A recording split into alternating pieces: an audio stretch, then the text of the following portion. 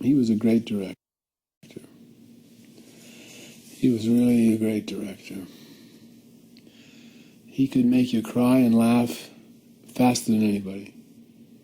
I don't think there's a better film than How Green Was My Valley. Fort Apache, She Wore Yellow Ribbon, Rio Grande, those are all great films. Stagecoach. He hit his stride in 1939 when he had 3 films come out. Drums Along the Mohawk, Stagecoach, and Young Mr. Lincoln. Young Mr. Lincoln's a masterpiece, too.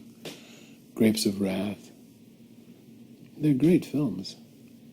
The last time I saw him, it was a few months before he died, and Howard Hawks was living in Palm Springs, and Howard and I went together to see the old man. And we walked in, and Jack says, "Does he ask you all those goddamn questions, too?" Howard says, "Yep." "Jesus, how do you stand it?" That was hello.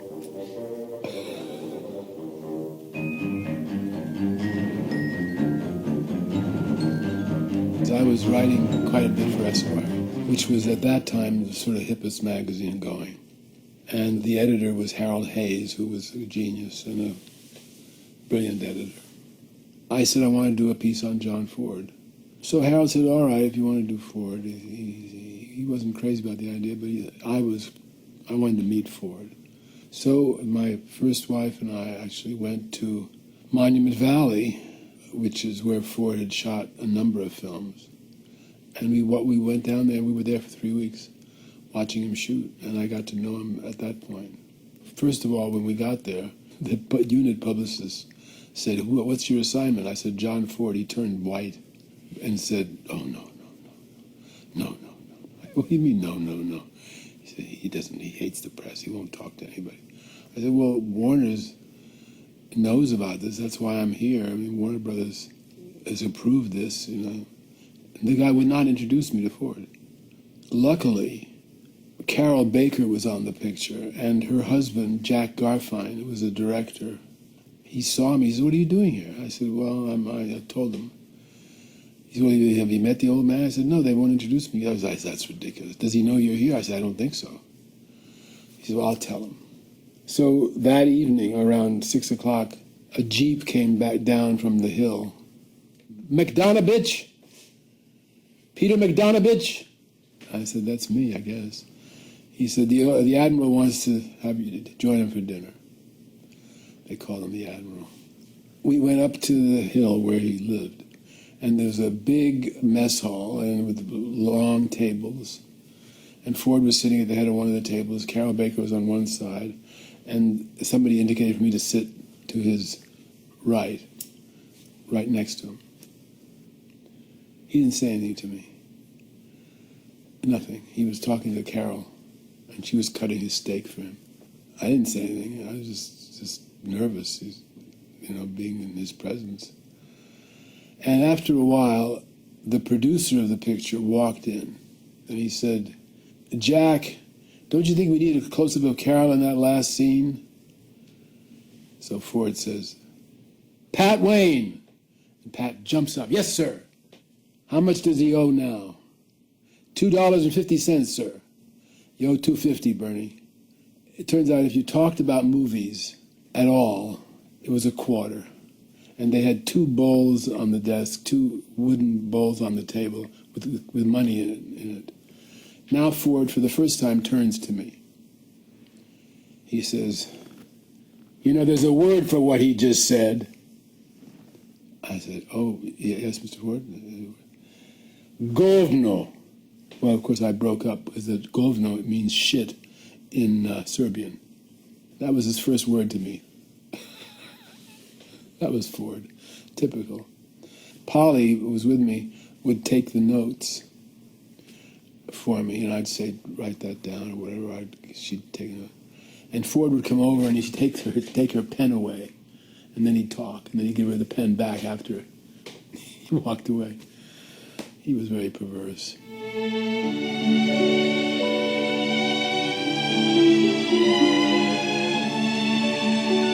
Well, I watched him working. God, he killed me one time. I was standing pretty close to him, and this guy, one of the stuntmen, I think it was Dean Jones, rides down on a horse down the hill in front of the camera. They panned him down, and before the horse stopped, he jumped off the horse and delivered a message to Widmark. Now Ford turns to me and says, "How about that?" To me. Well, I didn't know what the hell to say.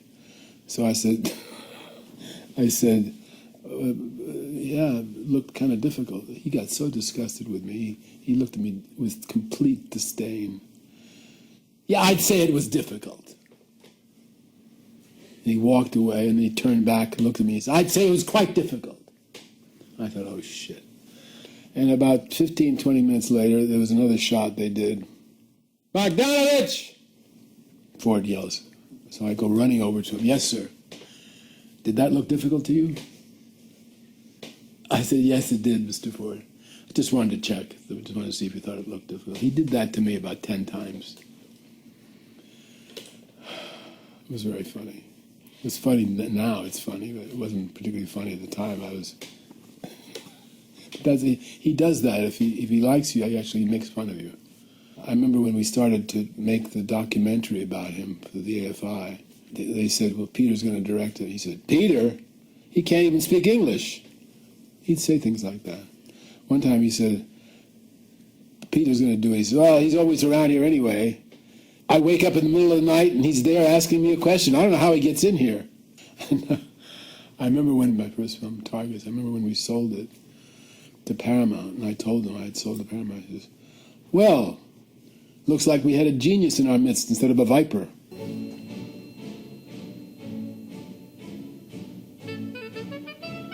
Well, The Quiet Man was a picture that he'd wanted to make for some time. Nobody would let him make it. I said, "It was some Irish love story." Nobody was interested. He'd won 3 Oscars as a director, and still nobody wanted to do it. I love The Quiet Man. It's one of my favorite films. I think it's a beautiful film, just beautiful. Very romantic, very funny, and Maureen O'Hara and Wayne were terrific together. It stands by itself. He never made a movie remotely like it. And I think it's his most personal film in a way, because it's about a man coming back to his home country and finding love and happiness there. I think it was a kind of a dream of Jack's, and so he made it as a film. He was born in Cape Elizabeth, Maine, but his parents had come from the old country. They met in America, but they came from, I think, the same county in Ireland. There's that great line when Barry Fitzgerald says, "We'll go down and talk a little treason." So I think he was for Free Ireland. I didn't talk to him about that too much, but whatever that character is saying is what he was thinking. John Wayne is wonderful in it. He complained, I remember talking to him about it, he said, "Well, I didn't have anything to do for 9 reels until the fight." I thought it didn't have anything to do. He just had to be charming, which he was. But it's just a perfect film, you know.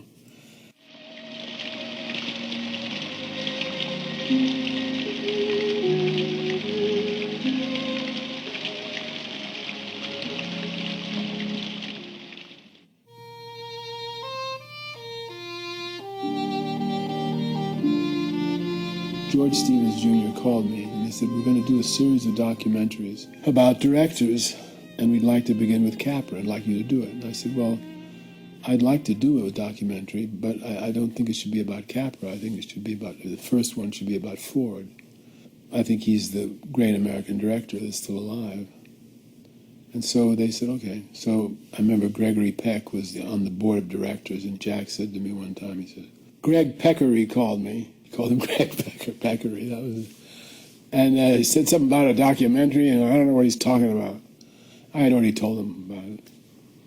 He pretended not to know, and then he sort of gave us a little hard time. Finally, he agreed to do it. And we went out to Monument Valley. He loved it. He loved that. And tried to avoid doing the interview so he could get drunk. He got a little drunk the first night. And then finally he agreed to do the interview. And as you see in the picture, there's some things he didn't answer. It was very difficult, you know. How'd you shoot that sequence? With a camera. And then, I'll never forget this, the AFI had the first screening of the picture. And everybody was there. Duke was there, and Jimmy Stewart, and Hank Fonda, and Ronald Reagan was the governor, he was there, and Ford.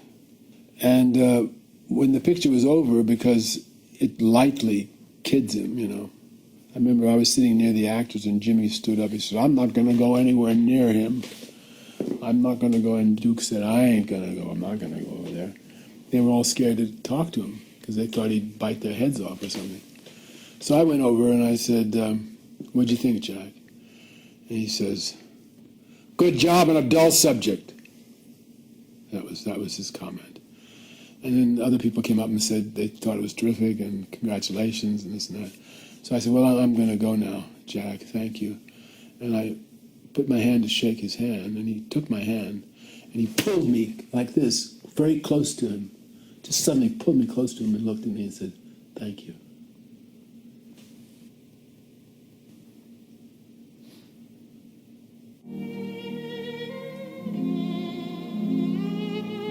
I think I think Orson was right. I think he was the greatest American director. Howard Hawks is pretty damn good too. But I asked Orson one time, how would you compare Hawks and Ford? And Orson said, well, Hawks is great prose, but Ford is poetry. And I think he was, as Orson said, he was a poet and a comedian. And he said, with Ford at his best, you have the sense of what the earth is made of. He understood people, and he just made the best films.